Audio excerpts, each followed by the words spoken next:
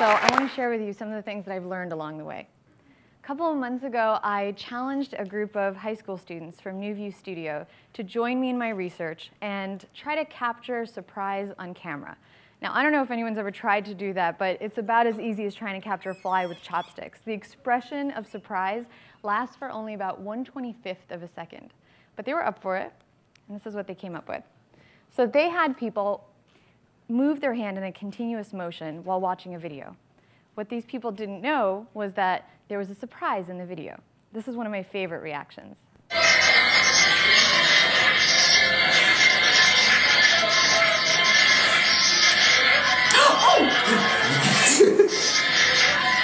right, so let's see that again. This time, pay attention to her finger. See if you can watch it stop.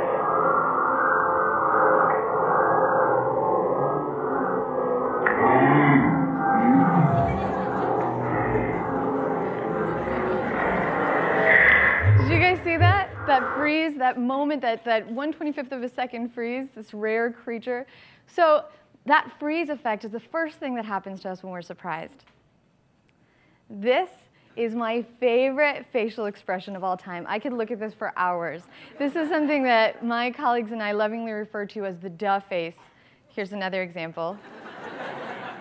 So the reason that surprise makes us look like this, which I think is just lovely, is that surprise hijacks all of our mental processes. Everything that we're doing and thinking, it stops it. It pulls our focus into one thing, and it directs us onto the thing that surprised us.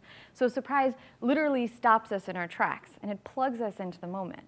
And if you think about this day and age, when the insides of our brains look like this, that's no easy feat. This, by the way, is my actual browser. Something else happens when we're surprised. Our emotions intensify by as much as 400%. So that's the reason that when you get a really great gift that you weren't expecting, it's so much better than if you had picked out that same thing for yourself. It's also the reason I think we intuitively know this when, let's say that you want to delight someone with flowers. You don't call them up and say, hey, I'm going to send you flowers at 2:30 o'clock today. I want to show you some more people getting surprised, and even a dog. And I think you're laughing because you might have seen some of these already. This time, I want you to take a look at them with fresh eyes, with the new knowledge that you have. See if you can spot the duh face and the emotion intensification. For both of you. Oh, great one! Yes! Shut up!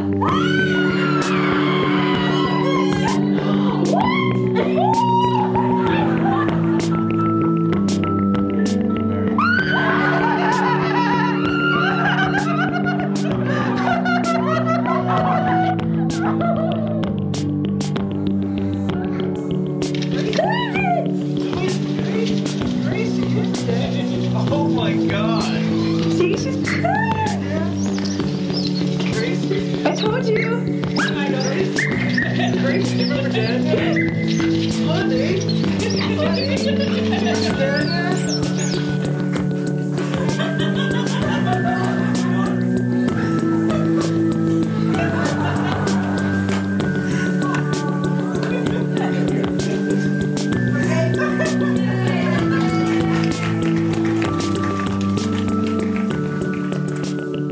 How many of you are crying? Just a little bit. Okay. Me too. And I've seen that so many times. All right, so recap. So surprise stops us in our tracks. It plugs us into the moment. It intensifies our emotions. But so what? Why am I spending all this time training you guys to see surprise? For me, the reason I get excited about it is when you learn to notice yourself getting surprised, you actually get like a backstage pass into all the times that you're wrong. Because that's really what surprise is at the end of the day. It's an alert that tells you that you're wrong, that things didn't go the way you expected. And even if you don't want to admit it, your surprise admits it for you. It's like your brain's way of telling you, hey, this is something you don't know yet. Now, what you choose to do with that brain alert is what makes all the difference. So let's say that you see a barking cat, for example. So you have a few different choices. You can either dismiss it, pretend it didn't happen. What barking cat? I didn't see a barking cat. I don't know what you're talking about. You could try to explain it away. That's just a cat-looking dog. Or you can change your views. you can let the surprise in and you can learn. So what does that mean beyond barking cats? So what if we let ourselves learn every time we were surprised by deviations from our stereotypes, from our political stances, from our religious views, from prejudiced beliefs we hold that we don't even realize that we're carrying? This makes me think about, in my middle school, a very popular, widely held belief that everyone in our rival school was stuck up. This was like a fact. This was just something you didn't even question. So if we ever met someone from the rival school and we were surprised by how totally non-stuck up and friendly this person would be, we would just explain it away. We'd say, oh yeah, well, she's nice, but she's totally different from the rest of them. So without even realizing it, we were refusing to learn. We were refusing to grow. So as kids, we don't have this problem. Most of the learning that we do, and I'm not talking your age, I'm talking even before this, most of the learning we do happens through surprise. So we're constantly expanding and revising our beliefs based on the things that surprise us. So here's a little boy seeing bubbles for probably the first time in his life. And he is totally shocked because, I mean, imagine if you just started seeing stuff floating, right? That's a surprise. So I want you to look at this and see if you can look past the extreme cuteness of this moment and see what's happening here. So the surprise is making him pull in all this information from the world. That's like the very essence of learning, right? When we get older, though, we want to keep surprise out. And I'm talking old, I'm not talking old, I'm talking just a little bit older. We want to keep surprise out. So when we're in situations that are unfamiliar or uncertain, we want to avoid those. When we feel ourselves freeze and have that duh face, we want to hide it away because we feel like it might make us look kind of naive. And worst of all, we refuse to change our minds. So this surprise aversion actually started at a young age for me. That is me and my sister Kat. I'm the miserable looking one. Not a good photo day for me. So even when I was little, I pretended to know everything. You name it, I knew it. I hated being surprised because I hated feeling out of control, and I hated more than anything the feeling of being wrong. So I remember this conversation that I was having with my history teacher in the 3rd grade, and I was nodding very seriously as I was listening to him talk about the War of 1812. And I was trying really, really hard to look really educated and knowledgeable, and I had no idea what he was talking about. And because of that, because of that moment, I still know nothing about the War of 1812. Other than that, I think it probably happened in 1812. So why did I do that? Why did I pretend to know in school, in the one place in the world where you're actually supposed to not know, right? Because if you knew everything, why would you even bother going to school? Maybe it's because in school you get rewarded for knowing instead of for admitting that you don't know. Or maybe it's because for me when I was little, my life was pretty unpredictable. So my parents got a divorce, we moved around a lot, and I found myself feeling like an outsider a lot. Maybe there was something about pretending like I knew all this stuff that made me feel less vulnerable, but it didn't really work. I just ended up feeling intimidated because I couldn't admit that I didn't know, and I ended up feeling like even more of an outsider. And I kept on faking knowing stuff until a very embarrassing experience in high school when my twinkly-eyed principal, Mr. Bruckner, came up to me while I was sitting with all my friends. He singled me out. You studying for your SATs? Yeah. Do you know what the word esoteric means? Yeah. What? What? What does it mean? You don't know what it means? Oh, I know what it means. I'm asking you. Me? You. Oh. I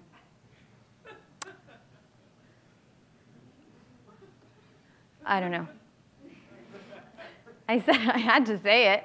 I didn't even sound like a word. It was definitely not a word that was in my vocabulary. So he smiled, and it was this warm but very amused smile, and I still feel my cheeks getting hot just reliving that moment. But I learned something. I learned the word esoteric, which actually, weirdly enough, ended up being on my SATs. I won't tell you what it means. Look it up. But I learned something even more important in that moment. I learned that I could stop feeling intimidated when I let myself say, I don't know. And I could start growing and connecting with others when I let myself say, I wonder. Wonder.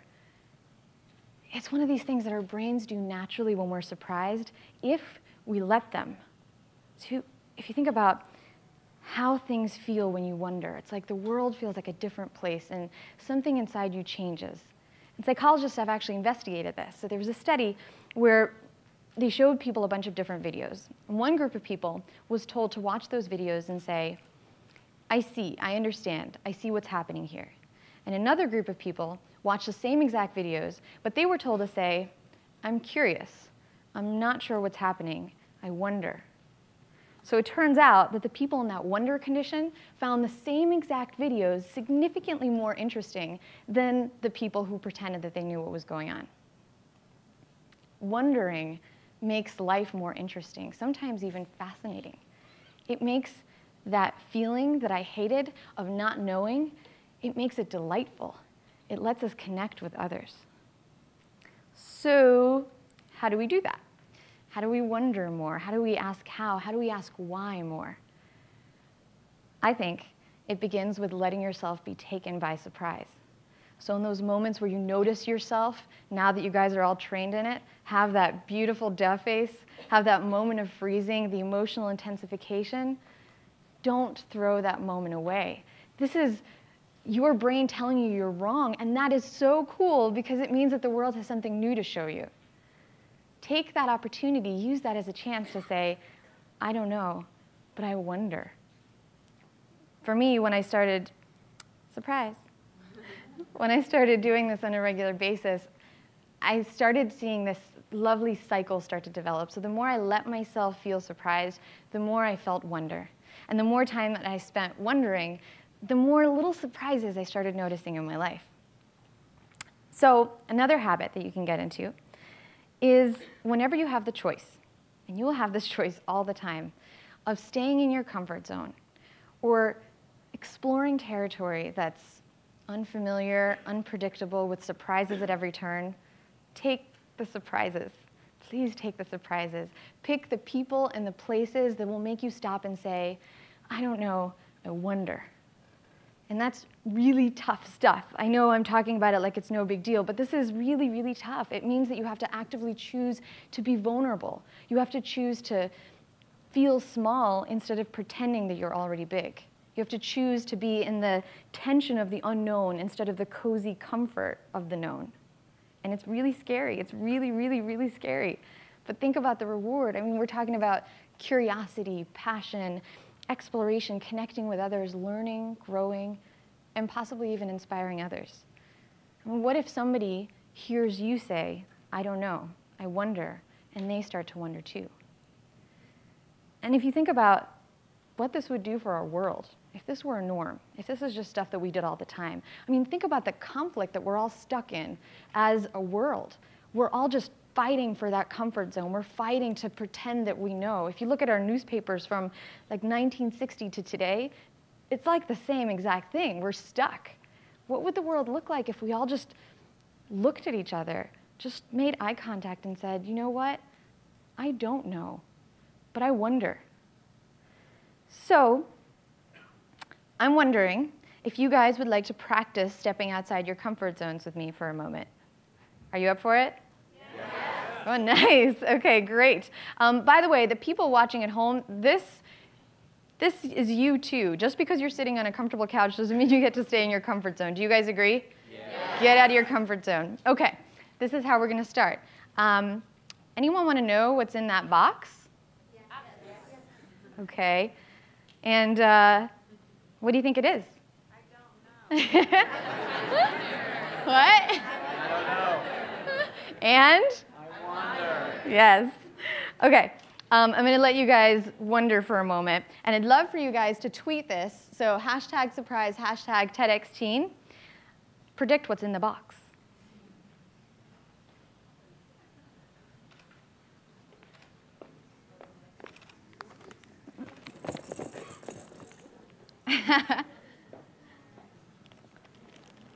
All right, you guys ready?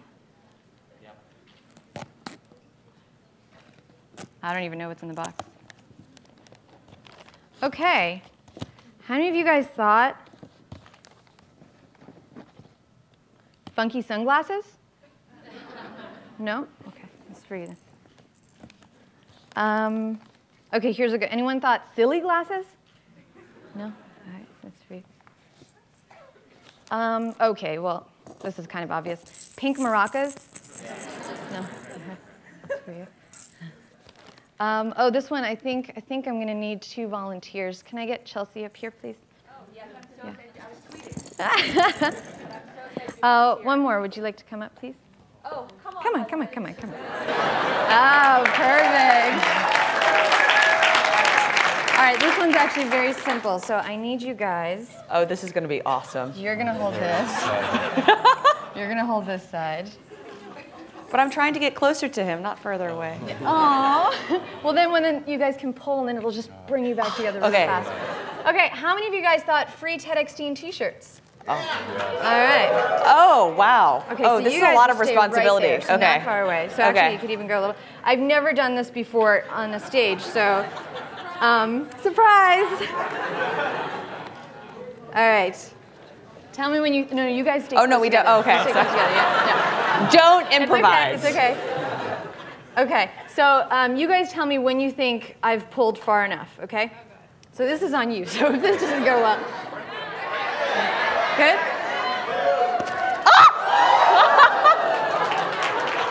One more. Should we go this side? Yeah, that was awesome. You guys are naturals at this. This is great. Oop. Oh, Sorry. the limbo. It's a defining moment in your relationship. Totally. All right. Okay, you guys tell me when to stop. Stop? What?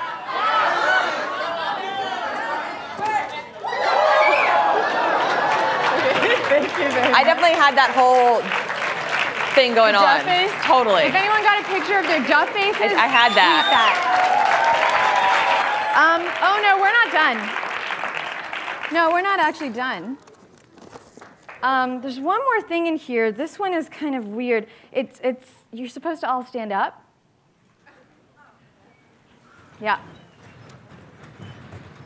Okay, so I'm curious, how many of you thought that it was going to be a chicken leading us in a dance party? Anyone?